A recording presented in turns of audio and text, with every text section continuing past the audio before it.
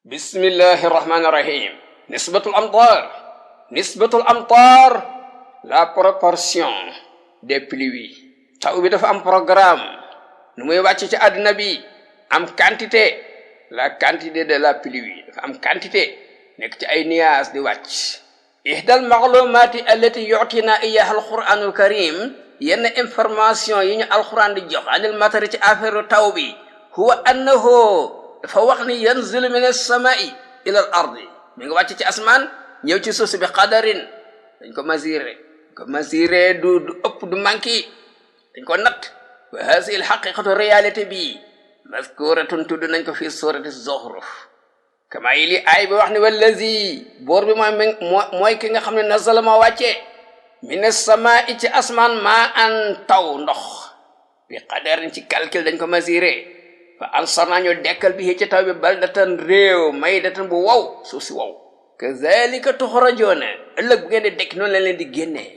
ni nga xamee ne boo demee ci àll bi jamonoy noor mënoo muusa ko waane ba gis fa jiwu ñax, boo doo yor sa tamit lay sax doo ko am.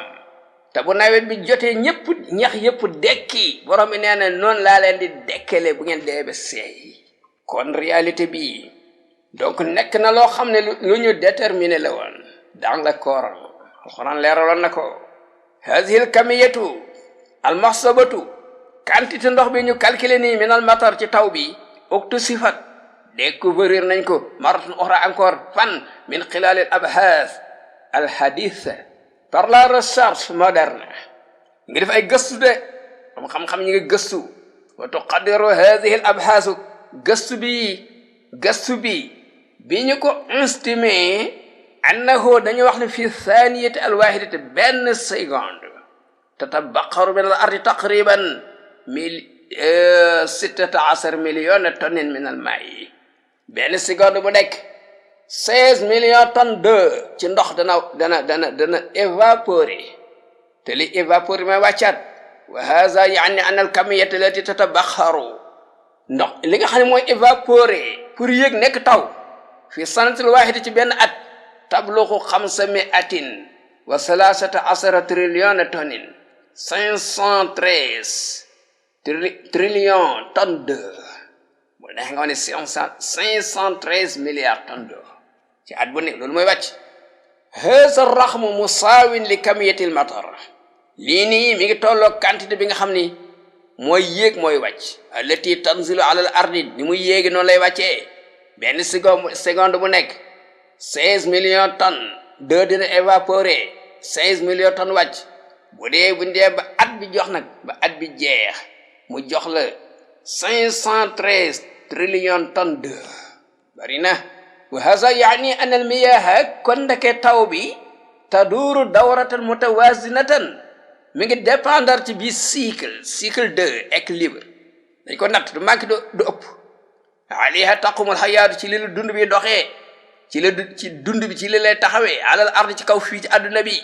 wa hatta law istamala naasu kulla wasail technologie al mutawaffirati fi l aalam, tous les moyens disponibles bu ko nit ñi amoon dajale ko pour créer taw, du sotti de. falan yastatiu, duñu man an yuido intaaj hadihi dawra bi tariqatin sanaiya.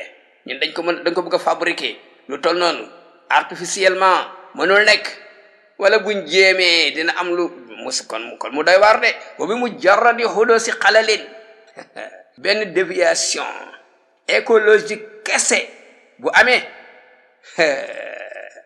fi hadihi al muadala, équivalence di ko jéem a tollale ak ni ko yàlla wàccee, sawfa yu addi zalika ila xalalin bi'in, benn écologique, benn déviation écologique mooy am, te bu baax loolu mooy terminer dund bi.